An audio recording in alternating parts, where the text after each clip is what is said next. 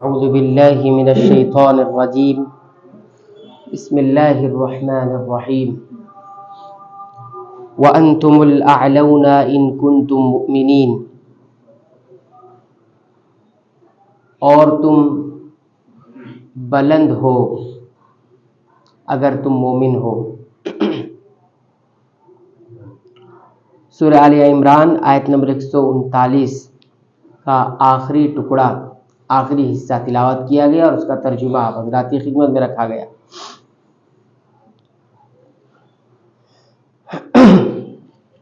یہاں جو بتایا گیا ہے، اور تم سربلند ہو اگر تم مومن ہو. وَأَنْتُمْ الْأَعْلَوْنَ، انتم سے پہلے واو آیا ہوا ہے. یہ جو واو ہوتا ہے عربی زبان کے اندر، یہ دو معنی کے لیے آتا ہے. ایک معنی ہوتا ہے واو حالیہ، حال بیان کرنے کے لیے. جیسے اس آیت کریمہ کے ابتدا میں کیا بتایا گیا کہ تم کمزور مت پڑو اور غم نہ کرو، اس حال میں کہ تم بلند ہو. تم اگر سر بلند ہو، اونچا مقام رکھتے ہو، ایمان والے ہو، تو نہ تو تم کمزور پڑو اور نہ ہی تم غمزدہ ہو. تو یہ واو جو ہے حال بتانے کے لیے آتا ہے. اور کچھ مفسرین نے یہ کہا کہ یہ واو جو یہاں پر ہے، جس کا معنی اور کا ہم کرتے ہیں، اور کا کہ اور تم سر بلند ہو، تو استینافیہ کا ایک حالیہ یعنی حال بتانے کے لیے، اور ایک ہوتا ہے استینافیہ یعنی یہ واو اور بتانے کا مقصود یہ ہے کہ یہ ایک نیا جملہ شروع ہو رہا ہے. یہاں سے تم کمزور نہ پڑو اور نہ غم کرو، یہ الگ جملہ ہو گیا، الگ حکم ہو گیا.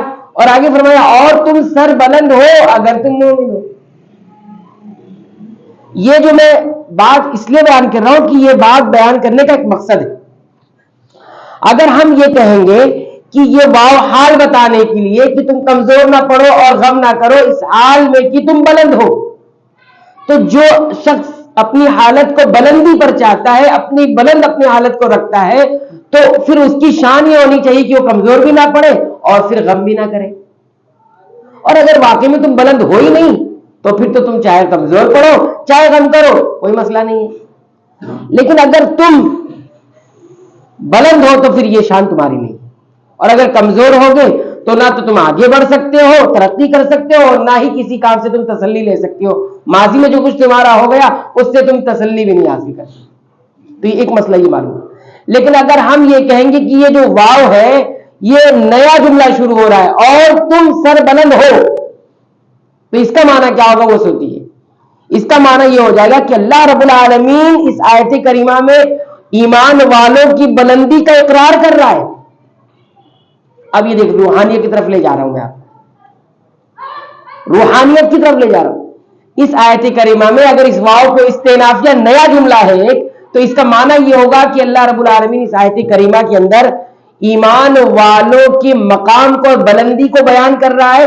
اگر تم مومن ہو تو سر بلند ہو تو معنی اس کا پھر یہ ہو جائے گا کہ اور جس کی بلندی، سر بلندی ثابت ہو جائے کہ وہ سر بلند ہے ایمان کی وجہ سے، تو اس کی حالت یہ ہوگی کہ وہ نہ تو کمزور پڑے گا اور نہ ہی وہ غمزدہ ہوگا. آج دیکھیے بہت سارے لوگ اپنے آپ کو کمتر سمجھتے ہیں مسلمان. اگر اہل کفر کے درمیان رہنا اپنے آپ کو کمتر سمجھتے، احساس کمتری کا شکار. ارے بھائی، جس کے پاس ایمان جیسی واقعی دولت وہ سمجھتا ہے اسے، اگر اس کے پاس ایمان ہو تو وہ کسی درجے میں کمتر ہو سکتا ہے؟ اس کا مطلب یہ ہوا کہ ہم اپنے ایمان کی قدر نہیں کرتے یا اپنے ایمان کو جانا ہی نہیں. جب اللہ تعالیٰ نے یہ ثابت کر دیا کہ تمہاری سربلندی اللہ کیا ثابت ہے، تو اس دنیا کا کیا مسئلہ، اہل کفر کا کیا مطلب، ان کے نزدیک بننے کا کیا مطلب. تو یہ بتایا گیا کہ اس آیت کریمہ میں اللہ رب العالمین ایمان والوں کی بلندی کو، سر بلندی کو ثابت کر رہا ہے، اور یہ بتا رہا مقصود ہے کہ اس امت کو ہمت بنا رہا ہے کہ نہ تو کمزور پڑو نہ تو غمزدہ ہو، کیونکہ تم ہو ہی سر بلند. اس انسانی ڈھانچے کے اندر ایک بہت بڑی نعمت ہوتا ہے، نعمت ایمان. ہاں کفر نہیں ہے اس کے اندر، اس انسانی ڈھانچے میں ایمان جیسی نعمت ہے تو پھر اس کے اندر نہ تو کمزوری ہونا چاہیے اور نہ ہی غم. ہاں اب بظاہر اگر کچھ نظر آ رہا ہے، کچھ تکلیف پہنچ گئی، مصیبت پہنچ گئی، شکست کا سامنا ہے، ظلم و زیادتی کا سامنا ہے، تو یہ اللہ کی حکمتوں کا تقاضا ہے. وَتِلْكَ الْأَيَّامُ نُدَاوِلُهَا بَيْنَ النَّاسِ، یہ دن اور رات ہم اس کو الٹتے پلٹتے رہتے ہیں. کسی کے حصے میں کوئی ظلم و ستم آتا ہے، کسی کے حصے میں راحت آتی ہے، کسی کے حصے میں فتح آتی ہے، کسی کے حصے میں ہار اور شکست آتی ہے. تو یہ دن الٹتے پلٹتے رہتے ہیں، لیکن آخر کام تمہارا انجام کیا ہوگا؟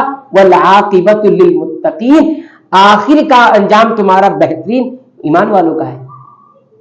یہ سب کچھ ختم ہو جائے گا، دنوں کا الٹنا پلٹنا. کسی کے ہاں عروج ہے، کسی کے ہاں زوال ہے، کسی کی یہاں ترقی ہے، کوئی پستی میں جا رہا ہے، یہ چلتا رہے گا. آخر کار انجام ایمان والوں کا ہے. انجام خیر کس کا ہوگا؟ ایمان والوں کا. یہ بتانا مقصود ہے. یہ اگر ظاہر میں کوئی چیز پریشانی آئی ہے تو اس پریشانی سے کوئی مسئلہ نہیں ہونا چاہیے. اب دونوں حساب سے معنی یہ ہو جائے گا کہ جو انسان یہ اعتقاد رکھتا ہے کہ وہ اعلیٰ ہے، وہ سربلند ہے، تو پھر قریب ہی نہیں ہوگا کہ وہ بزدل ہو جائے، اور قریب ہی نہیں ہے کہ وہ غم میں آ جائے، کیونکہ اللہ نے اس کی سربلندی ثابت کر دی. اور جس کی حالت بلندی ہو، سربلندی ہو، تو پھر وہ کیسے جو ہے کمزور پڑ سکتا ہے اور کیسے غمزدہ ہو سکتا ہے. صحابہ کرام اس کی سچی مثال ہے. اس کی سچی مثال ہے. واقعی معنوں میں اسلام کو ماننے والے کو ہمیں دیکھنا ہے تو وہ صحابہ کرام. اللہ رب العالمین نے اپنی حکمت کے تحت نبی کریم صلی اللہ علیہ وسلم کے ساتھ ایسی ٹیم چھوڑ دی ہے، ایسی ٹیم جو ہے تیار کر کے رکھ دی کہ دنیا کا کوئی بھی ایمان والا اگر سمجھنا چاہتا ہے کہ اسلام اور ایمان کیا چیز ہے، پریکٹیکل دنیا میں دیکھنا چاہتا ہے، تو انبیاء کے بعد صحابہ کرام کو دیکھیے. ثابت کیا. اس کی مثالیں بیان کرنے کا وقت یہاں پر نہیں ہے کہ ہم مثالیں بیان کریں. اب اس لحاظ سے ہم معنی اس طرح سے کریں گے کہ انسان حقیقت میں ماضی اور مستقبل کے درمیان ہوتا ہے. کیسے ہوتا ہے یہ دیکھیے.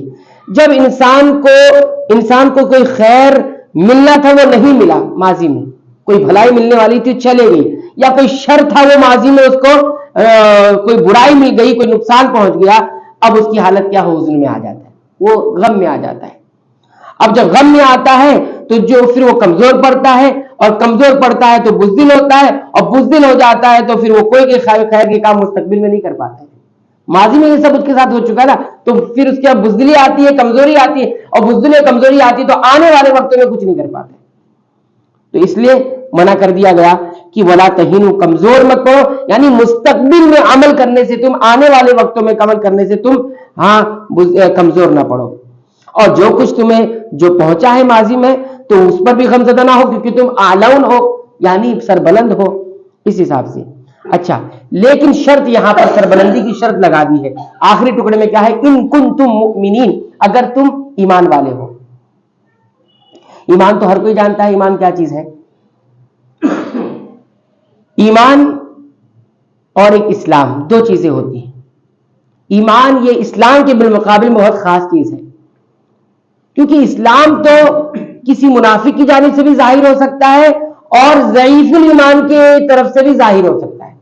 جو ایمان میں کمزور ہے وہ بھی اسلام اپنے آپ کو ظاہر کر سکتا ہے، اور جو منافق ہے وہ بھی اپنے اسلام کو ظاہر کر سکتا ہے، لیکن ایمان نہیں ظاہر کر سکتا. جیسے آپ قرآن حکیم پڑھیں گے تو جو بادیہ لوگ تھے، دیہاتی لوگ تھے، تو انہوں نے کیا کہا؟ قالت الاعراب آمنا، ہم ایمان لائے ہیں. تو ان سے کیا کہا گیا؟ ان سے کہیے لم تؤمنوا، تم ایمان نہیں لائے ہو، ولکن قولوا، تم یہ کہو کہ ہم اسلام لائے. ظاہر کر رہے ہو، صرف ہے نہیں. ولما يدخل الايمان في قلوبهم، ان کے دلوں میں ابھی ایمان داخل نہیں ہوا ہے. یہ تو ظاہری اسلام ہے. اسلام تو اصل ظاہری اعمال کا نام ہے، ایمان باطنی اعمال کا، دل کے اعمال کا نام ہے. تو یہ شرط ہے میرے بھائی. شرط کے بغیر نہ تو اللہ کی نصرت حاصل ہوگی، نہ سربلندی حاصل ہوگی. قرآن حکیم میں کئی ایک جگہ اسی نصر یعنی مدد اور سربلندی کے بارے میں شرط لگائی گئی ہے کہ ایمان والے ہو گئے تبھی مدد بھی اللہ رب العالمین کی آئے گی اور تبھی سربلندی بھی ملے گی. اللہ تعالیٰ فرماتے ہیں یا ایھا الذین آمنوا، ایمان والو، ان تنصروا اللہ، اگر اللہ کی مدد کرو گے، اللہ کو مدد کی ضرورت نہیں، یعنی اس کے دین پر قائم رہو گے، ینصرکم، وہ تمہاری مدد کرے گا. وَيُثَبِّتْ أَقْدَامَكُمْ, تمہارے قدموں کو جما دے گا. آج ہمارے قدم جمے نہیں ہیں, اللہ کی مدد نہیں ہے. معنی اس کا یہی ہے کہ ہم نے اللہ کے دین کی طرف ہم نے رجوع نہیں کیا ہے, ایمان ہی نہیں ہے. اور ایک جگہ یہ فرمایا وَلَيَنْصُرَنَّ اللَّهُ مَن يَنْصُرُهُ, اللہ ضرور مدد کرے گا ان کی جو اللہ کی مدد کرتے ہیں, یعنی اللہ کے دین کو اپنی زندگی میں رکھتے ہیں. ان اللہ لقوی عزیز, اللہ تو قوی ہے, طاقتور ہے اور عزیز ہے, غالب ہے, اس کو کوئی مغلوب نہیں کر سکتا. اب یہ بات ہے کہ ایمان کی علامتیں کیا ہے, اس پر غور کرنا پڑے گا کہ میں واقعی ایمان والا ہوں کہ نہیں, ہم واقعی ایمان والے ہیں کہ نہیں. تو اس کی بہت ساری علامتیں اہل علم نے ذکر کی قرآن و حدیث کی روشنی میں. پہلی مثال یہ ذکر کی گئی ہے قرآن حکیم کے اندر کہ ایمان کی مثال علامت یہ ہوتی ہے کہ انسان اللہ کے حکم کو نافذ کرنے میں کبھی بھی کسی مخلوق کے خوف نہ کھائے. کیا ہے پہلی علامت؟ اللہ کی کسی حکم کو نافذ کرنے میں اور اس کو شریعت کو لاگو کرنے میں کسی بھی مخلوق سے خوف نہ کھائے. اگر کسی مخلوق کا خوف اللہ کے حکم کو نافذ کرنے میں لاگو کرنے میں آ جاتا ہے, یہ ایمان نہیں ہے, یہ ایمان کی علامت نہیں ہے. اللہ تعالیٰ فرماتے ہیں, دلیل اس کی یہ ہے کہ اللہ تعالیٰ فرماتے ہیں انما ذالکم الشیطان, یہ شیطان ہے, یخوف اولیاءہ, یہ اپنے متبعین سے تمہیں خوف میں ڈالتا ہے. فلا تخافوہم, تمہیں ڈرنا نہیں ہے ان سے, وخافون ان کنتم مؤمنین, اگر تم مومن ہو تو مجھ سے ڈرو. یعنی اللہ کا حکم نافذ کرنے میں تمہیں صرف ڈرنا تو اللہ سے ڈرنا ہے. یہ آیت کریمہ دلیل ہے اس بات کی کہ ایمان کی پہلی علامت یہ ہے کہ اللہ کا حکم نافذ کرنے میں کبھی بھی انسان کسی مخلوق, مومن کسی مخلوق سے نہیں ڈرتا. اچھا آپ دیکھیے آج ہمیں کن کن چیزوں, اللہ کا ایک حکم نافذ کرنے میں کتنا ڈر لگتا ہے, کتنا ڈر لگتا ہے. اور صرف خوف کی بات نہیں, محبت میں بھی, یاد رکھیے کسی کی محبت بھی ہمیں نہیں روکے اللہ کا حکم نافذ کرنے میں. اچھا آپ دیکھیے آج ہم دن رات دعوت دیتے, سچائی پر قائم رہو, سچائی پر آؤ, سچائی پر. سب سے زیادہ جھوٹے ہم مسلمان ہیں, سب سے زیادہ جھوٹے مسلمان. کس بات کا ڈر ہے بھائی؟ سچ بولنے کس بات کا ڈر ہے؟ کوئی کہتا ہے مولانا جھوٹ بولیں گے تو چلے گا نہیں کاروبار, ایک پیسہ نہیں آئے گا. کس چیز کا ڈر ہے؟ کس چیز کا ڈر ہے؟ یعنی رزق دینے والی یہ انسان ہے, یہ رزاق بن بیٹھے کہ ہم اگر کاروبار میں جھوٹ بول دیں گے تو ہمارا رزق نہیں آئے گا, سچ بول دیں گے تو رزق ہی نہیں آئے گا. اور ہم دن رات دعوت دیتے ہیں, کیا دعوت دیتے ہیں؟ آئیے عہد کیا نام ہے, وعدے کو پورا کیجیے. اور سب سے زیادہ وعدہ خلافی, سب سے زیادہ غداری مسلمان کرتے ہیں. یہ عام مشاہدہ ہے, یہ عام مشاہدہ ہے. یہ کوئی ایسی بات نہیں ہے کہ میرا سروے غلط ہو گیا ہے, یہ ہر ایک انسان جانتا ہے مسلمان ایسے. ایمان والوں کی بات ہو رہی تو ایمان سے بات ہوگی. ہم بھی دعوت دیتے ہیں آئیے امانت کی حفاظت کیجیے. سب سے زیادہ خائن مسلمانوں میں پائے جاتے ہیں, سب سے زیادہ خیانت دار مسلمان ہوتے ہیں. کون سی چیز روک رہی ہے آپ کو ایمانداری سے؟ پھر اس کے بعد جو ہے آپ دیکھیے ہماری شریعت, ہمارا دین ربا اور سود سے دن رات منع کرتا ہے. اس کی سخت وعیدیں بتائی گئی ہے, سخت قسم کے عذاب بتائے گئے ہیں, اور نہ جانے کیسی وعیدیں سنائی گئی ہیں. لیکن سود لینے والے کہاں ہیں؟ ان کا تو ایمان ہی ختم ہے, ان کو چھوڑ دی. ایمان والوں کی بات کرتے ہیں جس کو ہم ایمان والے کہتے ہیں. تو کیا یہ ایمان کی علامت ہے؟ یہ ایمان کی علامت. اللہ کا حکم نافذ کرنے میں کسی کا خوف بھی نہ روکے اور کسی کی محبت بھی نہ روکے. آج ایک شادی بیاہ کا معاملہ لے لو, ایک شادی بیاہ میں انسان رسم و رواج میں اتنا گھرا ہوا ہے کہ 1 انچ آگے 1 انچ پیچھے نہیں ہٹ سکتا. اگر ہم کہیں کہ سادگی سے کوئی چیز کر لو, اس طرح سے کر لو, شریعت کا یہ حکم ہے, تو کون سی چیز روکتی ہے ہمیں؟ سماج کبھی روک لیتا ہے, کبھی معاشرہ روک لیتا ہے, کبھی یاروں کی محبت روک لیتی ہے. بھائی کیا ہوگا, ایسا کیسے ہو پائے گا, ایسا کیسے ہو پائے گا؟ صحابہ کرام نے تو کر کے دکھا دیا کیسے ہو پاتا ہے. صحابہ کرام نے تو کر کے دکھا دیا. کیا یہ ایمان کی علامت ہے؟ دن رات ہم دعوت دے رہے ہیں, دن رات بتا رہے ہیں, دعوت ہے کہاں چیز, دعوت ہے کہاں؟ ایک کان سے سننا ہے, دوسرے کان سے نکال دینا. کتابوں کے صفحات میں ہے, قرآن حکیم کی آیات میں ہے, احادیث کے پنوں اور صفحات میں اور سطروں میں ہے.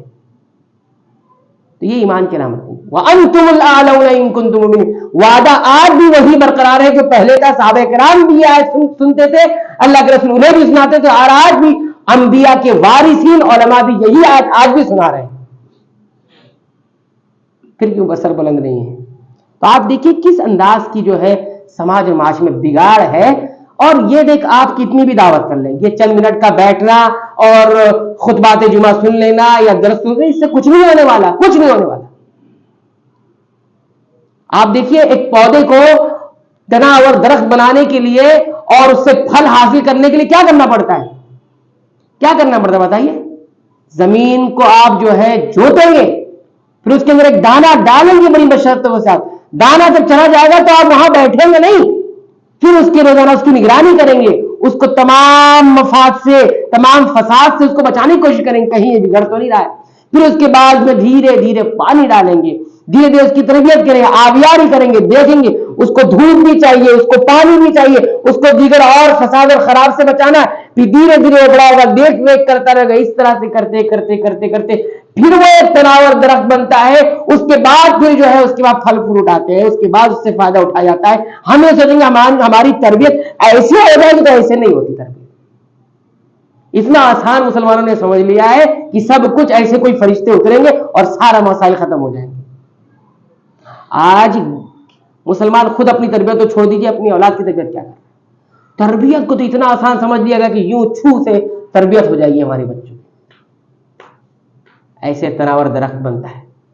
تربیت کے لیے بہت قربانی. اب دیکھیے دانہ جب زمین میں جاتا ہے، جب فنا ہو جاتا ہے، پھر جا کے اس سے جو ہے وہ نکلتی ہے. ہم نے کہاں فنا کیا اپنے آپ کو فنا ہی نہیں کیا، قربانی نہیں دی. ہم سوچ رہے کہ ہمارے بچے ہم کو پھل دیں گے، نہیں دیں گے. تو یہ تربیت اس انداز کی ہوگی تب وہ ایمان کی آبیاری. ایسی ایمان کی تربیت ہے، ایسی اخلاق کی تربیت ہے، ایسی عقائد کی تربیت ہے. اور جب تک یہ نہیں کریں گے جب تک کچھ نہیں ہونے والا. جب تک کچھ نہیں. روز کی غذا روز لیں، جس طرح سے کھانے پینے کی غذا روز لیتے ہیں نا، تبھی تو زندہ ہے. کہ ایک بیگ کھاتے ہیں کہ بھوک لگی 4 دن 5 دن کو بھوکے، 1 دن پورا کھاتے ہیں ایک ہفتے کا. ایسا ہوتا ہے کہیں؟ کہیں نہیں ہوتا ہے ایسا. ایک وقت کا کھانا بھوکے گا انسان بستر پہ پڑا ہوا ہے، ایک وقت کا کھانا چھوٹ جائے، کمزوری آ گئی. اور ایمان کی غذا کہاں ہے؟ ایمان کی غذا کہاں ہے؟ اسی وجہ سے بگاڑ ہے. ایمان کی غذا کھانے پینے سے بھی زیادہ لینا ہے، علم اس سے زیادہ حاصل کرنا ہے، تربیت اس سے زیادہ لینا ہے. بہرحال یہ بات کہیں اور چلے گی. مقصود یہ ہے کہ وَأَنْتُمُ الْأَعْلَوْنَ إِن كُنتُمْ، تم ہی سر بلند رہو گی اگر تم مومن ہو. ایمان کی آبیاری تو کریں میرے بھائی، ایمان کو اپنے غذا تو فراہم کریں. غذا نہیں فراہم کریں گے تو یہی بگاڑ دکھتا چلے گا اور لوگ شکوے کرتے رہیں گے کہ بگاڑ ہے بگاڑ ہے بگاڑ ہے. کون سدھارنے آئے گا؟ فرشتے نہیں اترنے والے ہیں. فرشتے نہیں، اپنے کو خود سدھرنا.